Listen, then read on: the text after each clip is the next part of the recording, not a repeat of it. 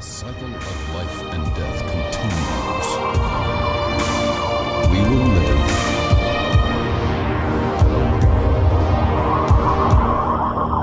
They will die.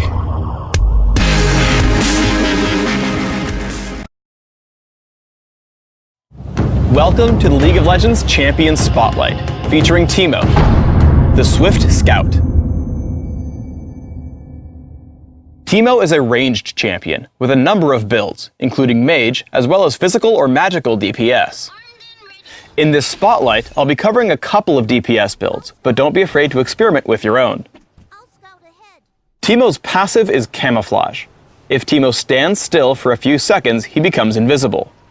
Any action from this state will remove the invisibility and give Teemo a temporary attack speed buff. Blinding Dart damages and blinds target enemy, rendering all basic attacks useless for a short time. I grab a point here at level 2 and max it last. Move Quick is a passive active ability. As long as Teemo has not been struck by a champion or turret in a while, he enjoys bonus movement speed. When activated, Teemo gains a much stronger movement speed boost that lasts a few seconds and is not interrupted by damage. I take Move Quick at level 3 and max it by level 13. Toxic Shot passively causes Teemo's basic attacks to deal bonus damage and poison the target. This poison deals extra damage over a few seconds. I max Toxic Shot by level 9. Teemo's ultimate is Noxious Trap, which places an invisible poisonous mushroom on the ground. Enemies who step over the mushroom cause it to explode, damaging and slowing surrounding enemies for a few seconds. Noxious Trap is placed on an ammo system. Teemo may store up to 3 mushrooms and place them in quick succession. As with all ultimates, I rank it at levels 6, 11, and 16. Your very early laning should focus on harassing your opponent while last hitting. Always try to land a basic attack into Blinding Dart to whittle down your opponent. As Lee Sin comes into gank, I see he heads toward the bottom of the brush, so I head towards the top to cut off Akali's escape. As he runs, I hit a basic attack and Blinding Dart, then follow Lee Sin to the turret. Because I follow in, he jumps to me with Safeguard and lives with First Blood. As Akali returns to lane, I use the same playstyle. Each time she closes to attack, I tag her with Toxic Shot and Blinding Dart. Once she lays Twilight Shroud, I know she wants to attack me, so I stop her from triggering Mark of the Assassin with Blinding Dart. Every time she breaks out, I hit her with Toxic Shot again. I then stay out of range until her Shroud is about to end. I push in, taking her down with basic attacks and Blinding Dart. After Akali reaches level 6, she jumps me in lane. Blinding Dart prevents her from triggering Mark of the Assassin, and I immediately place a Noxious Trap and hide behind it to keep Akali away. As she runs, I chase into the brush, immediately dropping another Noxious Trap and tagging her with Blinding Dart. I keep attacking her and exhaust once the blind runs out, ensuring she can't deal enough damage as she dies to my poisons. Here I'm fighting Talon and Heimerdinger at top lane. I place a Noxious Trap in a place where I can fight and hold position. Standing atop the mushroom, I push into Talon with Blinding Dart and basic attacks, causing him to trigger my trap with Cutthroat and die immediately to Lee Sin and myself. As we push in on Heimerdinger, the enemy Lee Sin comes in, so I blind him and cause him to retreat. I take down Lee Sin with basic attacks and Blinding Dart, but unfortunately get jumped by Akali in the aftermath. With Madrid's Bloodrazor, Teemo is an exceptional Baron threat. As we prepare to take it, I drop Noxious Traps in the routes our opponents must take to stop us. With the traps in place, I head in to start fighting.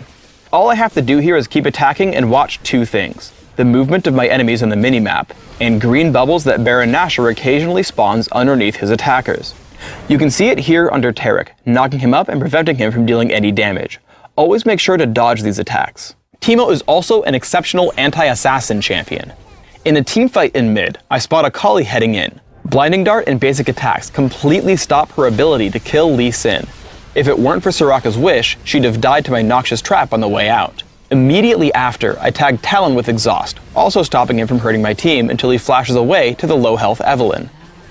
Right after that, the enemy Lee Sin comes in also looking for blood, but Blinding Dart stymies his aggression as well. Let's look over on Dominion now. Because I itemize for early games so much, 1v1ing an enemy Teemo at bottom lane is extremely easy. By positioning myself closer to the health relic, I kill him with 500 health to spare. Winning this fight allows me to take the enemy Boneyard with ease. After capturing the Boneyard later in the game, I get jumped by Nocturne. Noxious Trap and Blinding Dart keep me from dying, and I create distance with Flash into Move Quick. He keeps chasing me to my capture point, so I hide behind 2 noxious traps and tag him with Blinding Dart. He falls, and I make a run for the health relic, buying time until my team shows up to hold control of the point. Teemo's extreme mobility can also be used to save teammates. Here I respawn and see our Wakali about to be caught by Rammus's Powerball. I rush in with Move Quick and save the day, also killing Rammus and the enemy Teemo before the match ends. For runes, I take armor penetration marks, health per level seals, flat magic resist glyphs, and flat health quintessences. This setup is aimed at giving me a lot of power early and turning into a very durable champion late game. My masteries are 9-21-0, taking magic penetration and offense and heading all the way down the defense tree, taking everything but dodge. I take exhaust and flash for summoner spells, mastering the former in the offense tree. I max Toxic Shot right away, adding a point in Blinding Dart at level 2 and leaving it there. After Toxic Shot, I max Move Quick before taking more points into Blinding Dart. Maxing Toxic Shot gives me the most consistent damage output, while the 1 point in Blinding Dart still gives me enough blind to force enemies away from me. In Classic, I open with a Doran's Blade, adding more throughout the laning phase. I typically take Mercury Treads and work up to Madrid's Blood Razor as my first major damage item. I then add Frozen Mallet, Malady, Wit's End, and Atma's Impaler to flesh out my build, giving me a lot of durability and great damage output. In Dominion, I open with a Prospector's Blade and Boots of Speed. I upgrade immediately to Mercury Treads and work on Sanguine Blade. I build for Kiting with Phantom Dancer and Frozen Mallet, finally adding Last Whisper and another Phantom Dancer to round out my build. Thanks for tuning in to the Teemo Champion Spotlight.